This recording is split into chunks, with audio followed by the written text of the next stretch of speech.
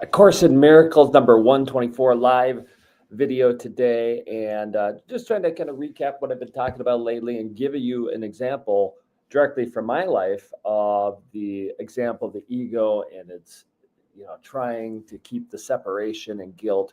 Remember, a couple episodes we talked that there is no guilt in heaven. That's the ego that tries to put us in guilt. And the last episode was about being wholly joyous. And whenever you're not wholly joyous, then it's because of some form of a lack of love. And then going back, we talked about, several things, and every once in a while reference the split mind or the separation from God. And the split mind, again, is we got spirit and we got ego, according to the Course in Miracles. And I obviously been doing this a while. Like, I am more and more, as I learn and re-go through it, like, yeah, this is exactly what happens. And you think, hey, can I avoid getting pulled into it? I don't know. It's something like I talk about all the time. You got to practice not getting pulled into it. And then sometimes you just catch yourself. Like, even if you're reading the Bible on the Apostle Paul, who, for a while was going around trying to get Jesus's disciples killed, then had a come into Jesus, and then was one of the greatest spokespersons for Christianity getting going. But he always mentioned he's got this thorn in his side, which he would find himself not doing what he wanted to do and doing what he didn't want to do. So we get in this spot where something happens and we don't want to be doing what we're doing, or you just make a reaction. So that was part of the Holy Joyous message. Like, you're responding with love compared to reacting with lack of love. So here's an example of the ego separation. And keep in mind, I mentioned, in the talk I did at the church that I copied on one of my last videos, if you found it, that the ego's always trying to find endless problems and keep you busy with trivial things. And we all do trivial things, and probably not like the eyes of God, like, oh, you're doing a trivial thing, but more like we make our trivial things or day-to-day things potentially big deals, devastating, or like the ultimate goal, or the whole stream of the pendulum. And really what we're wanting to do is love other people and show them a better way of living if we're following and discipling for Christ. So with that, we're not going to be perfect, but here's an example of what the ego does. So we have a basketball tournament yesterday. It's kind of a little bit of back and forth driving down. We're driving from Cambridge to Farmington, of a discussion in the car. Lucas, Melissa, myself, and kind of gets annoying to me. Like, okay, I'm not going to get in an exact discussion, but just kind of like, they want to do things their way, and that means I probably want to do it my way, and just somewhat annoyed.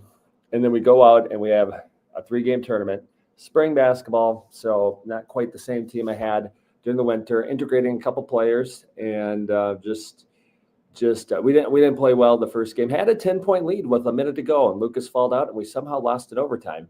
But throughout the game, part of being a challenge of a coach, you're coaching your son and this kind of thing, it's just kind of you bump heads maybe a little bit before the game, and then maybe he's not doing what he wants, or I say something that he doesn't like, and it's like it's the separation of the ego right there, the split mind right there. But in general, we've been working on a couple new things, and then we have the ongoing things for the players I coached all year in the winter season, and basically we're doing next to none of it, which is always a challenge for a coach. So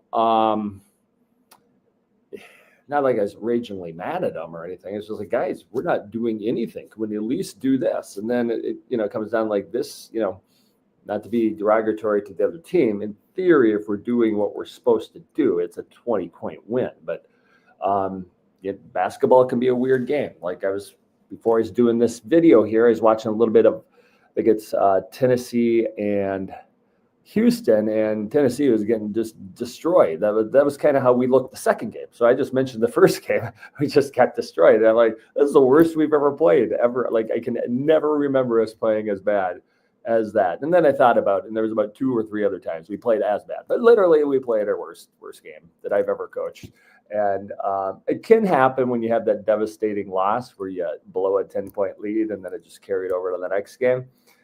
But I say that, like I say that to the players, and I said it a couple times during the game, but then you realize, like me realizing this does not help. And one of the reasons it doesn't help in general when you're practicing what I'm trying to practice is you're not being a light to them. I'm basically, it's an attack on them. Like, hey, you're being terrible. And then, we had a bad third game. Lucas sprained his ankle, so now he's out for like 3-4 weeks too. So it's just like, this is not a good basketball day.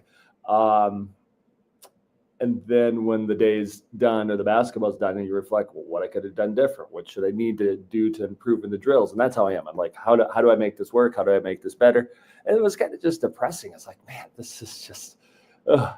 And but that's what the ego does. Makes you feel guilty for your errors. Makes you, potentially has that separation issue. I don't think right now I'm butting heads with Lucas anymore. I'm just like, well, yeah, it didn't go well, and I got to do better, and I got to figure it out. And then hopefully everybody else on the team wants to play harder. I'm watching the college basketball games, how hard these people play. The women, the men, it's like, man, they play like so relentless. And getting 7th graders to play relentless are tough. But then I think about this, and this is kind of a long-winded way of getting to the ego. I think about this, but this is our life spiritually. We basically, as spiritual people, especially spiritual people who want to do the right thing, basically get in our daily game, get in our event of life, and basically forget what we're told to do. Like we've been practicing, we go into the game and don't do it anyway.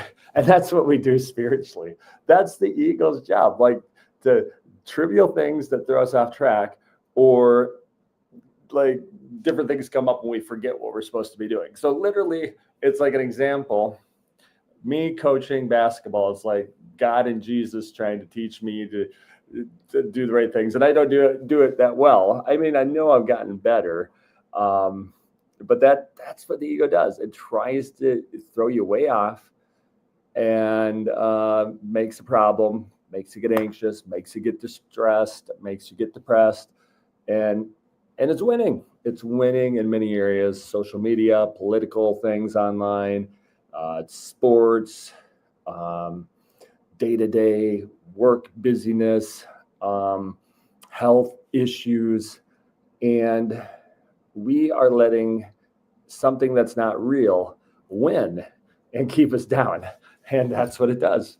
And we just got to be aware of it. And then we got to, again, get back to practicing doing the right things. And if you have that terrible day, terrible game, you got to get back to practicing. What do we need to do to not be in that position, that feeling, that guilt, that anxiety? What can we do to be wholly joyous? And what can we do to love? And you just got to get back to it. So it's very interesting how some of that actually parallels when it comes to like what I was talking about with coaching, and then like integration on my end. It's like, that is basically like, why would I be that upset? I basically do this most days of my life, trying to do better, but then get out there and like, let's just stand here and go the wrong direction or whatever. Let's do it the wrong way. So maybe that helps you relate your shortcomings, or see when you see others' shortcomings that, hey, we're all like got the shortcomings, but that's what the ego does, to say you're guilty of shortcomings. You failed. You're on a different wavelength. Spirit only loves. Spirit only guides. Spirit only whispers that you're a love child of God. You are a light to the world. That's all it does. And we need to hear the right voice. Hope that helps.